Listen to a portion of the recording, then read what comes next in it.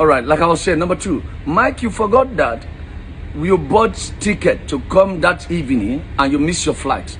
And then the flight came too late. Missed your flight. Then you flew the next morning. I was the one that picked Mike from the airport. I took you and my wife in the car to Apostle Suleiman's hotel. When you were in Suleiman's hotel and you were being rebuked, you were begging for me to reconcile you with your father. You were begging me and then talking to Suleiman, begging.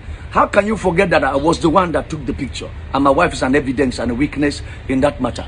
When you were leaving, when I was talking to Mike and Apostle Suleiman in the hotel, begging Apostle Suleiman, who literally didn't want to have anything to do with you, and he accepted because of me, I sent my wife outside in the hotel so that we can talk. And when we finished talking, I sent you out. And Apostle Suleiman asked me, Apostle, what do we need to do? What do you think I should do to this young man? I said, put him on probation.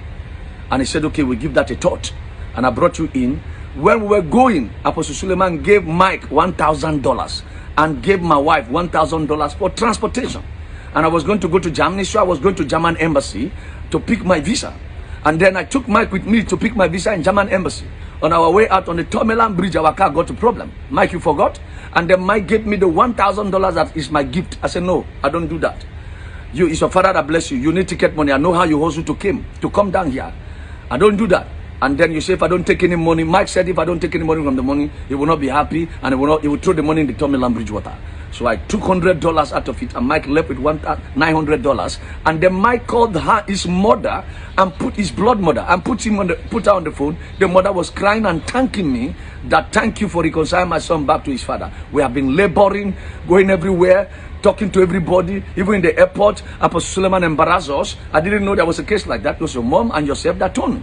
And then that is done. Only for Mike to go to the house, and I was managing them on the phone how to go. I told Mike to go to the church on Sunday, even though they have not finalized every arrangement. And you went and brought story that people were happy and news was going up and down and all of those stories until I got to America. When I got to America in New York, myself and Mike and Faith and Apostle were back to back on the phone for almost every other day, trying to reconcile this family. Long story short, Mike, you and I have a WhatsApp conversation. You and I have a WhatsApp audio conversation. You send notes to me. Your wife did the same. And you forgot I have them. Where did you keep your mind when you were doing a video that you said Apostle Suleiman is in the custody of your wife?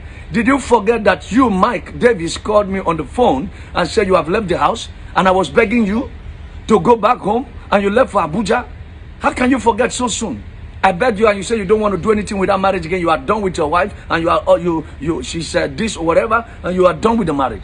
I told you to think about your children. You told me that she has two options, either to return your children or to you, or she should keep it.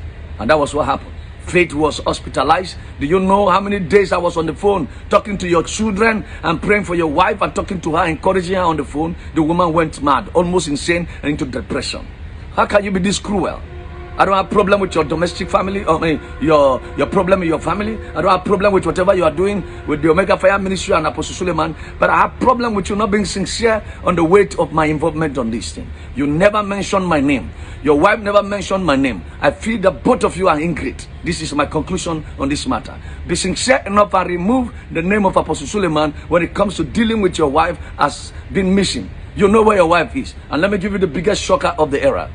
When your wife left Kano to Abuja, I was aware. I know who gave her the money to make her transportation to Abuja, which is her elder brother in the UK. I am aware of that story. And then, can I give you the shocker? Pastor Faith know where Mike is living because they live in the estate opposite each other. We have cracked jokes on it, and I said one day both of you will run into each other in the shopping mall and in the supermarket, and we laughed. Faith know where Mike is living in terms of geographical location. Might not know the definite house, but he knows because both of them live in the same estate. Mike, your wife lives in your estate. Faith, you know that your husband lives in your estate. So don't bring Apostle Suleiman each. Two of you know to bring this man of God into the matter. Mike don't know where Faith is living, but Faith know where Mike is living, and this is over a year.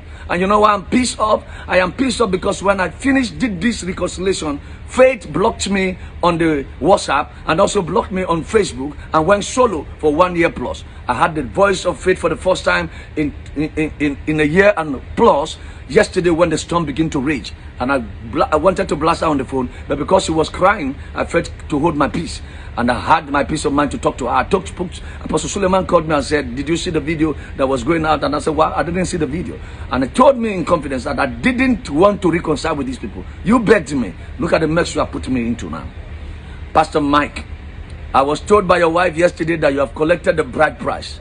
If a man's wife is missing, the two places he's going to find out. Number one, from the in-laws place and from the police station. Apostle Suleiman, which you know is in Zambia right now preaching, doing the work of God, is not in the custody of your wife and does not know where your wife lives in Abuja. I, Samokwe, was the one that pleaded with Apostle Suleiman from New York while I was staying in New York to please support your wife and give them fitting.